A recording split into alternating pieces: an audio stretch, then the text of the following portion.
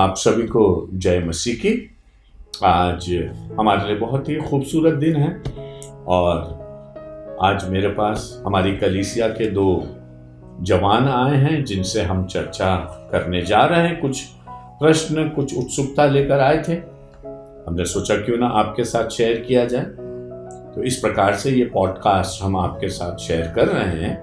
मेरे साथ हैं एंजल सी बेंजामिन और अभिषेक कर्नेलियस, जो जवानों से ताल्लुक रखने वाली कुछ बातों की चर्चा करना चाहते हैं। बोलिए अभिषेक, क्या बोलना चाहते हैं?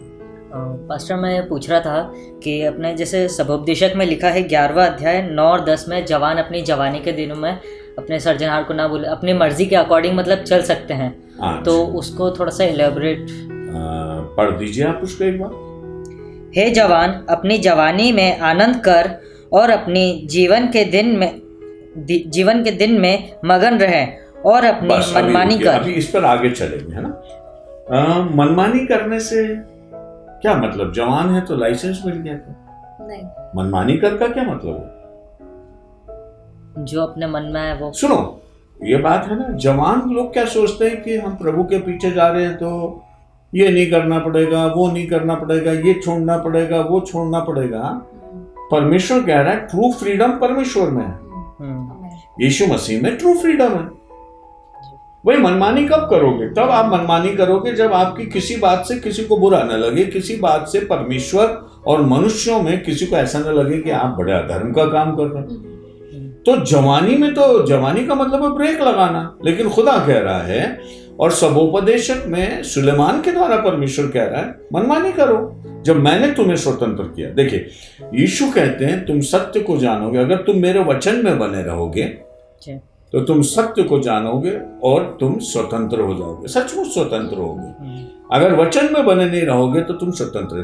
तो वचन में बने रहने के कारण से परमेश्वर कहता मनमानी करे। और मैं सभी जवानों से कहना चाहता हूं, परमेश्वर आपको बंधनों में बांधने वाला परमेश्वर नहीं, आपको स्वतंत्र करने वाला परमेश्वर है ना। इसलिए सबसे पहले मनमानी कर। और फिर क्या कह रहा हूं? और अपनी आंखों की दृष्टि के अनुसार चल। अपनी आंखों की दृष्टि के अनुसार चल। देखो, परमेश्वर का वचन कहता है शरीर का दिया आंखें, यदि तेरी आंख निर्मल है तो सारा संसार तुझे निर्मल दिखाई देगा। जब तुम्हारी आंखें शुद्ध हैं, जब तुम किसी को चोरी से, लालच से, व्यभिचार से, किसी गलत दृष्टि से नहीं देख रहे हो और तुम्हारी आंखें शुद्ध हैं, तो आप अपनी आंखों के अनुसार चलते हैं। लेकिन अगर आंखों की अभिलाषा आपको खींचती है तो फिर आप आंखों के द्वारा ही गिरते हैं, क्योंकि शरीर का दिया आंख। इसीलिए परमेश्वर का वचन कह रहा है कि जो स्वतंत्रता प्रभु यीशु मसीह में, और विशेषकर जवानी में, क्योंकि जवानी वो जगह होती जाए शैतान शरीर की उमंग पर आक्रमण करने की कोशिश कर। परमेश्वर के तुम स्वतंत्र हो, अपने मन के अनुसार चलो, आनंदित हो, मगन रहो और तुम्हारी आंखों को ऐसा पवित्र करो कि तुम परमेश्वर के पीछे चल सको। क्या बोल रहा आगे वो? परंतु यह जान रख कि इन सब बातों के विषय परमेश्वर तेरा न्याय करेगा। अब तू अपनी सब बातों के विषय में ये ध्यान रख कि इन सब चीजों का परमेश्वर न्याय करेगा। मतलब ध्यान में क्या रखना है कि I am answerable to somebody. मैं जवान हूं तो मेरी जवानी के लिए मुझे किसी को प्रति जिम्मेदार हूं। ये 11वां अध्याय आपने भी निकाला है ना, 12वां का 1 पढ़ो, सबोपदेशक। आप पढ़ दो अभिषेक। अपनी जवानी के दिनों में अपने सृजनहार को स्मरण रख। जवानी के दिनों में अपने सृजनहार को स्मरण रख। जो दिन तेरे पास है उसमें क्या करना? परमेश्वर को स्मरण करना, है ना। ऐसा नहीं है कि अपन सोच रहे हैं चलो जवानी है तो जवानी नींद भर सोए और बुढ़ापा देख के रोए। तो जवानी को अवेरना है ना जी। अपनी जवानी में अपने सृजनहार को स्मरण कर। अब आप देखते हैं कि परमेश्वर के वचन को अपने हृदय में रख छोड़ने से हम अपने जवानी को शुद्ध बनाते हैं, है ना। एक वचन है भजन संहिता 119 में, भजन संहिता 119 में जवान अपनी जवानी को किस प्रकार से चाल चलन को पढ़ दीजिए। एंजल से आप 9वां वचन, भजन संहिता 119 9वां वचन। जवान अपनी चाल को किस उपाय से शुद्ध रखे, तेरे वचन के अनुसार सावधान रहने से। हाँ, अपने वचन, परमेश्वर के वचन के अनुसार सावधान रहने से।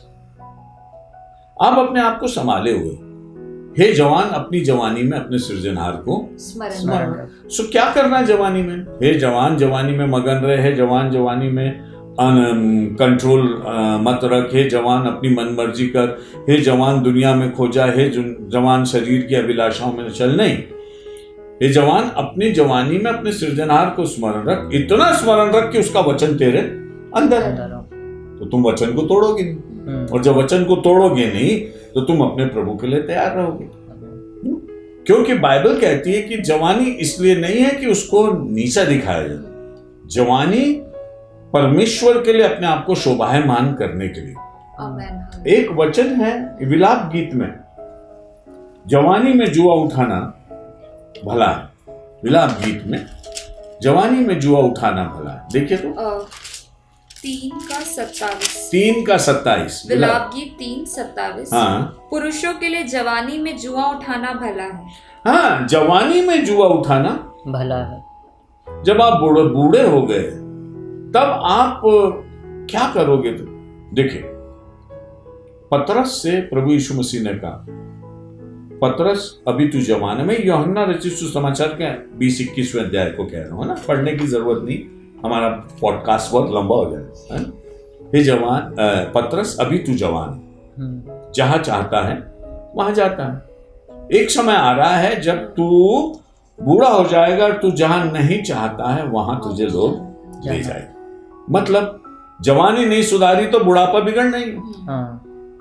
अगर आज तू खुदा के साथ नहीं चल रहा और तू सोचे कल मेरा अच्छा हो जाएगा, तो हो ही नहीं सकता।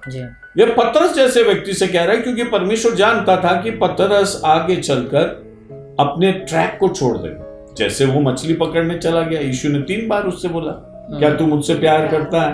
नहीं तो चल मेरी भेड़ों को चला, है ना? तो मतलब ये कि पतरस ट्रैक से भटक रहा था। गलातियों की पत्री में पौलुस कहते हैं कि पतरस जो है वो बाद में भटक गया और वो यहूदियों के साथ हो गया, और खतना वालों के साथ ही रहना और खतना विहीनों के साथ कोई संगति नहीं रखना। पौलुस ने उसके मुंह पर सामना किया। जब परमेश्वर ने सब कुछ स्पष्ट दिया है, तो अपने वर्तमान को अगर परमेश्वर में नहीं चला रहा तो तेरा कल अच्छा नहीं होगा। ये यीशु मसीह ने उसके लिए बोल दिया। इसलिए सब उपदेशक 12:1 में क्या पढ़ा आपने? हे जवान अपनी जवानी में सृजनहार को स्मरण रख। पढ़ो उसको 12:1। अच्छा प्रश्न लेके आया आप लोग। सब उपदेशक 12:1।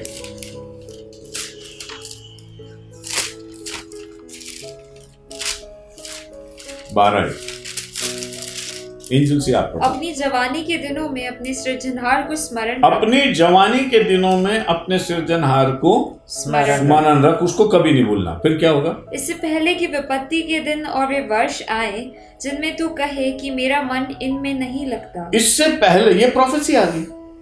अगर जवानी में सृजनहार को स्मरण नहीं रखेगा तो कैसे दिन आ रहे? विपत्ति के दिन। नेचुरल है। अगर पतरस जवानी में परमेश्वर के साथ नहीं चल रहा है तो उसका बुढ़ापा कैसा हो रहा है? जहां वो नहीं चाहता लोग बांध के उसे ले जाएंगे। सो हमारे हाथ में क्या है? हमारा फ्यूचर हमारे हाथ में है। स्पिरिचुअली हमारा वेल बीइंग हमारे हाथ में है।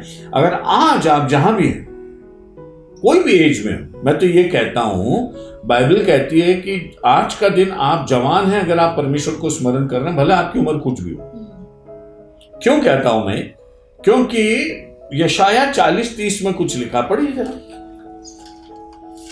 अगर कोई भी व्यक्ति अपने वर्तमान को प्रभु को देगा तो उसका कल सुनहरा होगा ही होगा, और अगर वो वर्तमान में प्रभु का भय नहीं मान रहा उसका कल सुनहरा नहीं होगा। पढ़िए जरा यशाया 40:30। तरुण तो थकते और श्रमित हो जाते। तरुण, दुनिया के तरुण जो है वो थकते और श्रमित हो जाते हैं, थकित हो जाते हैं, बेचारे थक जाते हैं। लेकिन और जवान ठोकर खाकर गिरते हैं। जो दुनिया के जवान हैं वो थक भी जाते हैं, गिर भी जाते हैं, वे अपनी जवानी में खड़े नहीं रह सकते। लेकिन परंतु जो यहोवा की बाट जोते हैं वे जवान, चाहे जवान हो चाहे कोई भी हो, बूढ़े हो, किसी भी स्टेज में, उसकी बाट जो होते, मतलब अपनी जिंदगी में अगर परमेश्वर की प्रतीक्षा करते रहते हैं तो वे नया बल प्राप्त करते हैं। परमेश्वर से नया बल। तो बूढ़ा तो ज्यादा बलवान है, या वो जवान जो परमेश्वर को की प्रतीक्षा करता है, उसकी बाट जोता, वो संसार के किसी भी जवान से बेहतर जवान है।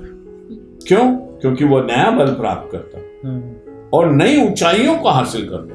क्या लिखा है? वे नया बल प्राप्त करेंगे, वे उकाबों के समान उड़ेंगे, वे दौड़ेंगे और श्रमित न होंगे। हाँ, मतलब आप सुपर नेचुरल हो गए, आमेन, आप ऊंचाइयों को हासिल कर रहे हो।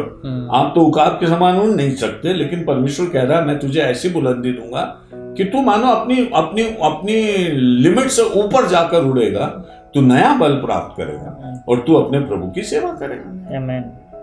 तो जवान जो है वो जवान है जो प्रतिदिन प्रभु के भय में चलता है, उसके वचन को अपने अंदर रखता है और निरंतर प्रभु का भय मानता है। आपको कल की चिंता करने की जरूरत नहीं। कर्म परमेश्वर कहता है उसके राज और धर्म की खोज करो, संसार की सब वस्तुएं तुम्हारे पीछे हो जाएंगी। तो परमेश्वर कह रहा है परस्यू गॉड, परमेश्वर की लगन लगाओ, उसकी प्रतीक्षा करो, उसको स्मरण करो, उसके वचन को अपने मन में बसाओ, तो तुम हमेशा सुखी रहोगे, किसी भी बात की चिंता नहीं।